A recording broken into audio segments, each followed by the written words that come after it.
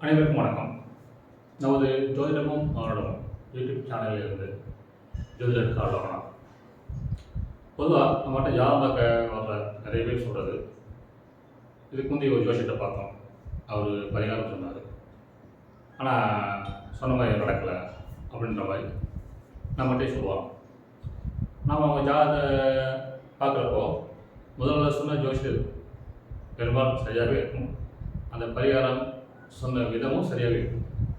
அப்போ ஏன் அவங்க அந்த பரிகாரம் சொல்லி அதுக்கான விஷயம் நடக்கணும் இல்லையா, ஏன் நடக்கலை அப்படின்றப்போ காரணம் என்னென்னா, பரிகாரம் செய்யும் விதம்னு இருக்கு. எப்படி என்ன விதம் என்னும் பொழுது,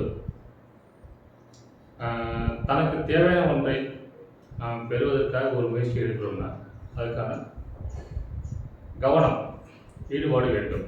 என்ன மாதிரி இப்போ நம்ம எப்படி பரீட்சை படிக்கணும்னா அதுக்கு விழுந்து படித்து அதுக்கான தயாராகணும், அதுபோல் பரிகாரம் செய்ய போகிறப்போ அதுக்கேற்ற ஒரு முன்கூட்டிய செயல்பாடுகள் இருந்ததுன்னா நாம் செய்யக்கூடிய பரிகாரம் சார்ந்த விஷயங்கள் வெற்றியாவதற்கு நிறைய வாய்ப்புகள் உண்டு.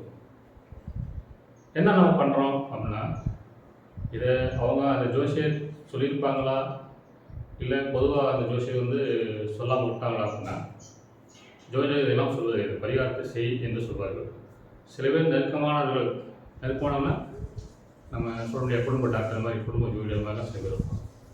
அந்த மாதிரி உள்ளவங்க கண்டிப்பாக சொல்லுவாங்க, பரிகாரம் பண்ணணும்னாக்கா அதுக்கு இப்படி இருந்து செய்யுங்க அப்படின்னு. என்ன மாதிரி எப்படி இருக்கணும் என்றால், பொதுவாக பரிகாரத்துக்கு குறிப்பிட்ட நாட்கள் முன் நம் உடல் சுத்தம் மனம் சுத்தம் என்பது இருக்க வேண்டும். உடல் சுத்தம் என்பது தினசரி குளித்து அசைவம் தவிர்த்த உணவுகள், இயற்கை உணவுகளை சைவமாக கொண்டு செய்து கொள்ள வேண்டும். மனசுத்தம் என்பது தினசரி நம் வீட்டிலேயே நம்முடைய குலதெய்வம், அது விருப்பமான தெய்வம் அல்லது பரிகாரத்துக்காக சொன்ன ஒரு தெய்வத்தை நினைத்து பிரார்த்தனைகள் செய்து கொண்டு அதற்கு ஏற்ப நம் உடலையும் மனதையும் தயார் செய்து கொண்டு குறிப்பிட்ட நாள் என்று சொல்வது ஒரு பரிகாரம் செய்வதற்குமே நட்சத்திரங்கள் நாட்கள் என்று இருக்கின்றது. அந்த நேரத்தில் இணைந்து செயல்படும் பொழுது நம் பரிகாரம் செய்வதற்கான ஒரு சாத்தியக்கூறுகள் அதிகமாகும், நாம் நினைத்தது நிறைவேறும். அவ்வாறு இல்லாமல் பரிகாரம் செய்வதற்கு முதல் மட்டும் குளித்து முடித்து அடுத்த நாள் போய் பரிகாரம் செய்துவிட்டு வந்து சென்று வந்த அன்றே நாம் இஷ்டம் போல் உணவுகளை கொண்டு வைத்து இந்த மாதிரி இருந்தால் அந்த பரிகாரம் செய்து கிடைக்க வேண்டிய பலன் கிடைக்காமல் போய்விடும் என்பதை நாம் சொல்ல வருவோம். இது இயற்கை சார்ந்த விஷயம் என்பதால் இவ்வாறு நாம் நடந்து கொள்ள வேண்டியிருக்கிறது. ஏனென்றால் பரிகாரம் என்பதை பெரும்பாலும் என்ன நினைத்திருக்கிறார்கள் மக்கள், ஒரு தலைவலி வருகிறது என்றால் அதுக்கு மாத்திரை போட்டால் சரியாக வரும், அந்த மாதிரி என்று இல்லை.